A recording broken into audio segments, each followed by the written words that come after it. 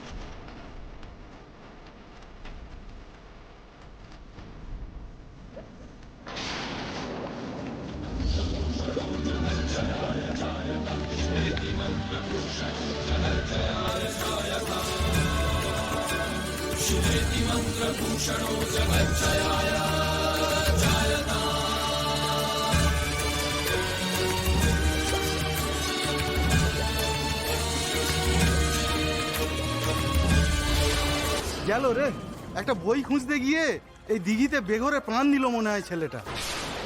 আরে ছেলেটাকে তুলতে গেলে তো জেলে রাখতে হবে, মাছ ধরার জাল ফেলতে হবে বলে মনে হচ্ছে। আরে আপনি হাত করে কি দেখছেন? আপনি বলুন, গোরাদার কিছু হবে না তো? হ্যাঁ বলুন কিছু। প্রভু, এই কি তবে তোমার ইচ্ছে? এইভাবে আমাদের গল্প এখানেই শেষ হয়ে যাবে? না প্রভু, কিছুতেই না। আমিও তোমাকে বলে দিচ্ছি কিন্তু, জিজি যদি উপরে না ওঠে আমি এক্ষুনি এখানে আমার প্রাণ ত্যাগ করবো। যাবেন না, যাবেন না, আপনি তো সাঁতার জানেন না।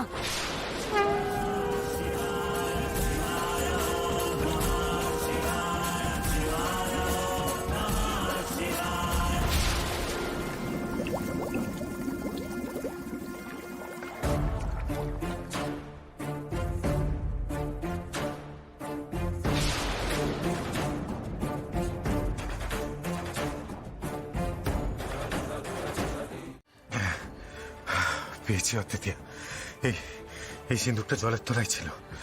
আমি আমি নিশ্চিত ফুলমুরারি কাব্যের 3য় খণ্ডের মধ্যেই আছে।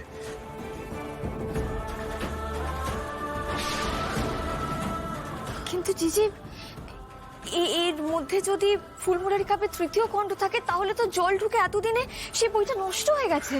না অদ্বিতীয়া, তুমি এই সিন্দুকটা ভালো করে দেখো, এটা খুব পুরনো, এয়ার টাইট।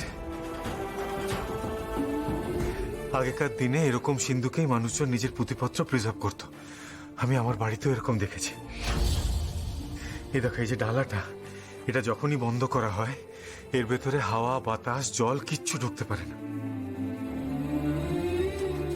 আমি নিশ্চিত অদ্বিতীয়া, এর ভেতরে ফুলমুরারির 3য় খণ্ড আমরা অক্ষত অবস্থাতেই পাবো। প্রভুর অশেষ কৃপা, যে জিনিস 400 বছরও কেউ খুঁজে পায়নি, সবাই যাকে গল্প কথা বলে মনে করতো, আজ সেই জিনিস আপনারা খুঁজে বার করলেন। চলুন চলুন, মন্দিরে চলুন, রাধা মাধবের সামনেই সিন্ধুক খোলার ব্যবস্থা করতে হবে। আসুন আসুন। জিজি, তুমি হেঁটে যেতে পারবে তো?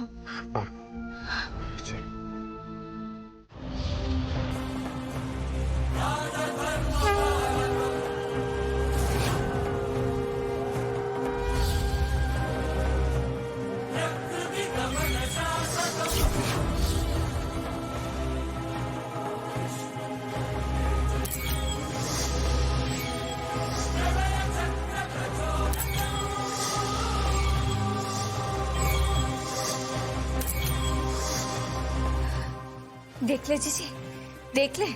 আমি তোমাকে বলেছিলাম না, ব্রজগোপাল দাসের বাড়িতেই আমরা ফুলমুরারি কাব্যের 3য় খণ্ডটা পাবো। মিলল তোমার কথা? আরে বাবা, প্রভুর ইশারা কি কখনো মিথ্যে হয় নাকি? এরপরেও তুমি বলবে জিজি সবটা আমার কল্পনা, এটা আমাদের পূর্বজন্মের গল্প নয়? আরে বাবা এটা যদি সত্যি না হতো তাহলে কি মোহন ওপরে উঠে আসতো? আমার আর তোমার দুজনের চেষ্টায় এই তালা কখনো ভাঙতো? অদ্বিতীয়া, তুমি আবার অলৌকিকের সাথে কাকতালীয়কে গুলিয়ে ফেলছো। দেখো, আমাদের আগেও তো অনেকে মোহন মানে ওই কচ্ছপটাকে দেখেছে। আর এই তালাটার কথা বলছো, এটা তো এর আগে সর্বেশ্বর, মাধববাবু, আমি সবাই ভাঙার চেষ্টা করছিলাম। তখন তালাটা আলগা হয়ে গেছিল, তারপর আমরা শাবল দিয়ে একটু ঠেকাতে আর তালাটা ভেঙে গেছে। এটা তো খুব সহজ হিসেব অদ্বিতীয়া। বেশ, আমি তোমায় জোর করবো না জিজি। হ্যাঁ রক্তিম, ভালো করে শোন। দিদি আর গোড়া তাল সোনাপুর বলে একটা গ্রামে গেছে। হিজলতলি জঙ্গলের ধারে ওদের গাড়িটা পার্ক করা আছে।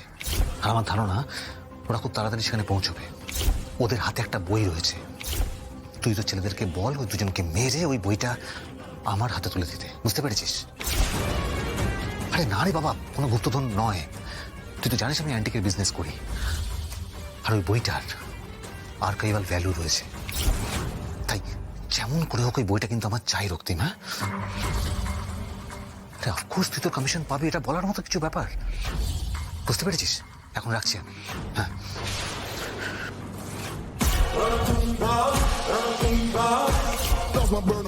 ওই বই তুমি হাতে পেলেও পড়তে পারবে না দিদি। আমি তোমাদেরকে এক হতে দেব না।